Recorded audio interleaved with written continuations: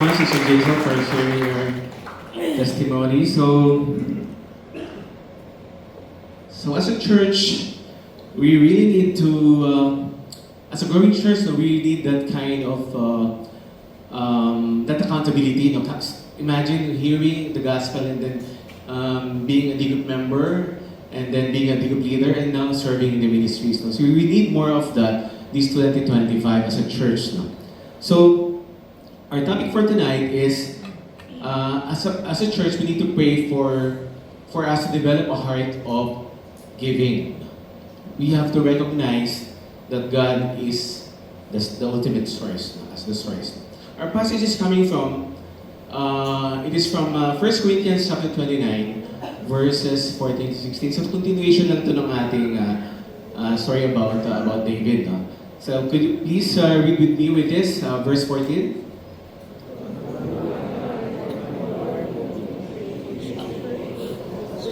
Generously as this.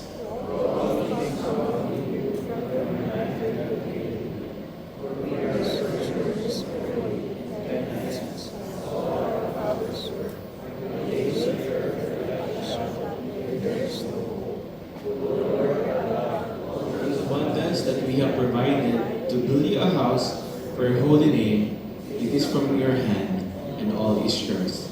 Let's join our hearts in a word of prayer. Our dearest Heavenly Father, again, we are so thankful for you pressing, Lord, into our hearts to have this prayer and fasting week. Thank you so much that what we're praying, you've been hearing, Lord, and you're willing, Lord, to answer our prayer. So guide us, Lord, tonight as we pray for our church to develop a heart of giving. In Jesus' name we pray. Amen and amen. So, imagine that you are standing before God. And you are preparing something to give to Him as a gift. How would you feel? Would you be generous? Or would you see yourself, your gift, your offering, your time, talent, and treasure as merely returning what is already His?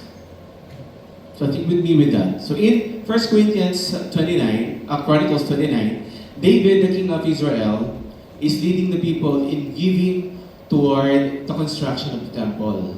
So, di ba remember that God did not allow David to build the temple, but it was actually his son Solomon. But he was not actually distracted or discouraged by that discouragement, no? By that rejection of God. But then what happened is he wanted to give everything.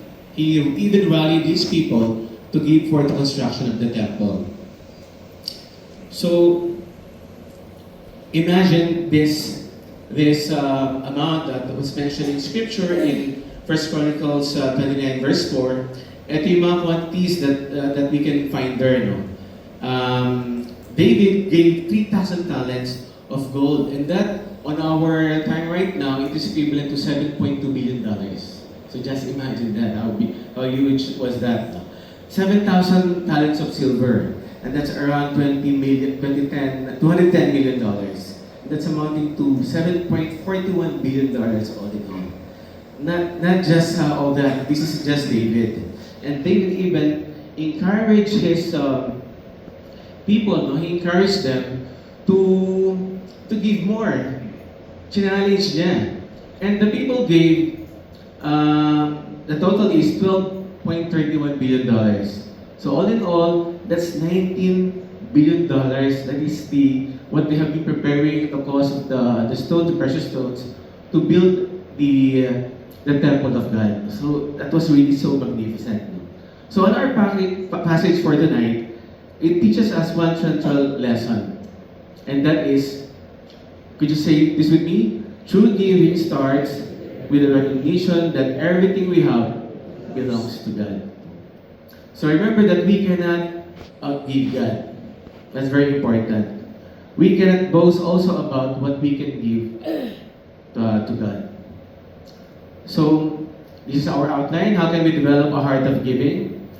Number one, we must recognize that God is the source. Now, we can see that in verse 14. Second is giving with humility and gratitude in verse 16. And living with eternal perspective in verse 15. So let's go now to point number 1. how to develop a heart of giving, we must recognize God as the source. So let me read this to you. First Chronicles 29:14. But who am I and who are my people that we should be able to offer as generously as this?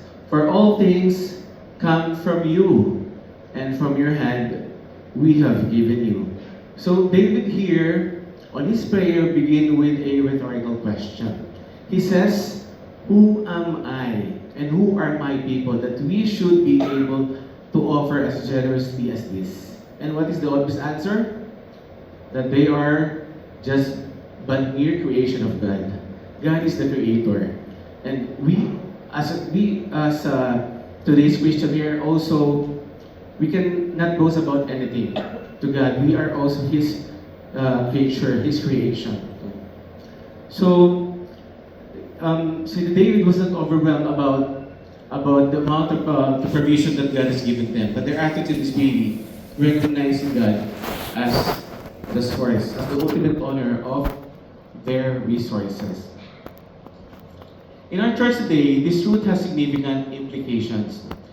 We realizing that, number one, God is the source of all resources. So everything we possess, whether those are money, our time, our talents, and even our opportunities, flows from God's provision.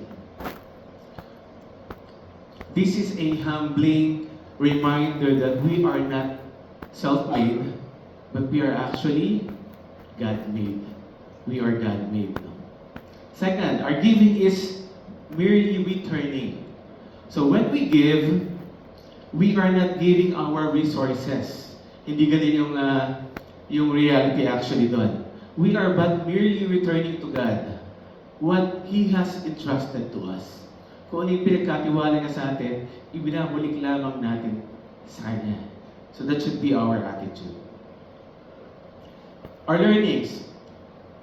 As we contribute to God's work, and what are those? Whether it's giving for to build a church like ours, supporting a mission, our missionaries, no? Church, our school campus missionaries, or helping those in need, just like what we shared, even kay Brother Gino before, and to the Parado family. No? We should do so with the understanding that we are giving back to God what is already His. Dapat ganun yung maging mindset natin.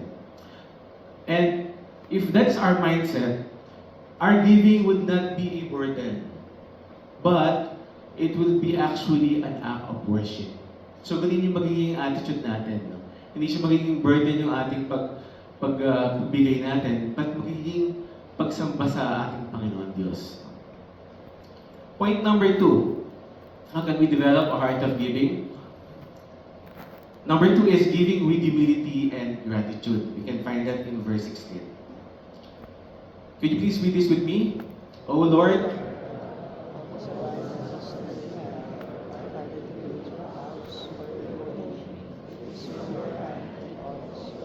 praise be to God. So we can notice here David's humility. No, talagang nahabol yung sarili niya. Even hindi niya in-acknowledge, even with that huge amount na $19 billion yung kanilang naibigay. But then, he humbled himself, recognizing that it is from, ano nakalagay dyan? It is from your hand, and all is yours. So really recognizing that everything comes from the Lord. So we should also have that kind of attitude to humble ourselves with regards to that perspective. And in 1 Chronicles 29:13, it says here, now therefore our God, we thank you and praise your glorious name. So we also have to thank God. No? We have to thank God for everything that has been blessing us with. Learnings, humility and giving. So through David and the people of Israel were really wealthy. Just imagine yung amount na binigyan nila. Yet, he emphasizes their dependence on God. So true giving is not about the amount, but it is actually the attitude of the heart. It is the attitude of the heart. So gratitude for God's provision. So gratitude, pag thankful ka, it fuels for us to be generous. It fuels generosity.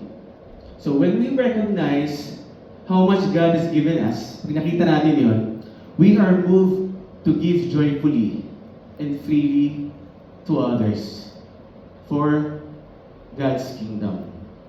So in our context right now, here in our church, when we give towards God's work, lahat na nakikita natin that we are doing for God's kingdom, whether through tithes, to our offerings, or our time and our talents, we should do so with gratitude.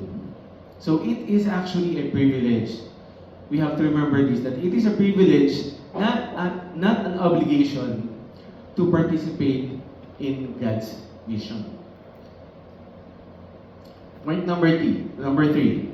So how to develop a heart of giving? We need to live with eternal perspective. So living with eternal perspective. So we can see that in verse 15.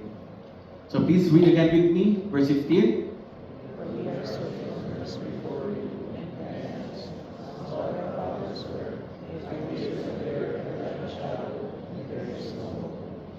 So, on this verse, David reminds us of the fleeting nature of our life.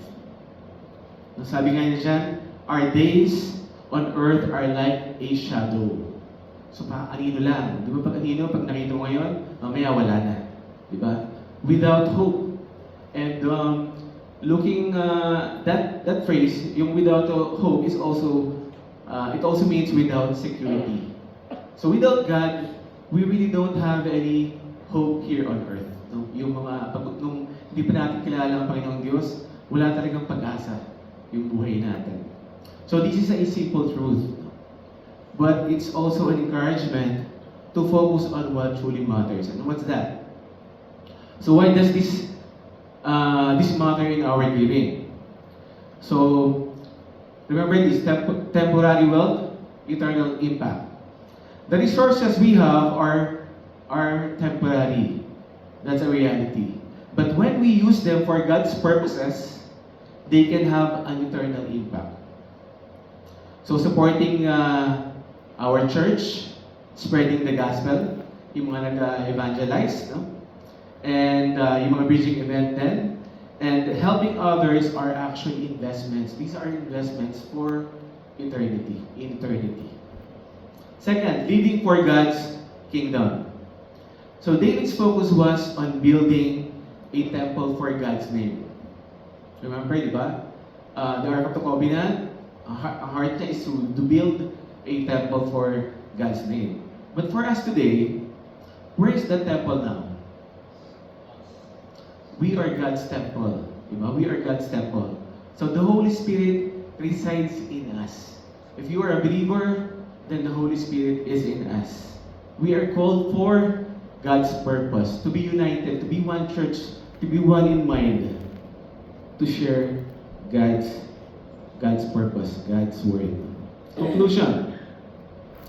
David's prayer in 1 Chronicles 29:14-16 is a model for us as a church to develop a heart of giving. So you must keep in mind that everything belongs to God.